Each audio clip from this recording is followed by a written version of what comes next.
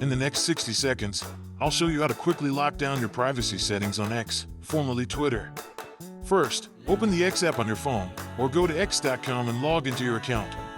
Now open your profile by tapping your profile picture in the top corner, then choose Settings and Privacy from the menu.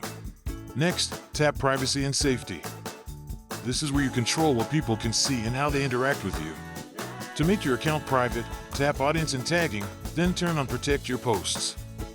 Now only approved followers can see what you share. You can also decide who can tag you by adjusting the photo tagging option just below. Go back to Privacy and Safety, then open Discoverability and Contacts to control how people find you. Here you can turn off options that let people find you by your email address or phone number, for extra privacy. Next, go back and tap Direct Messages to control who can message you or request to message you. Here you can choose whether people you don't follow can send you message requests or group invites.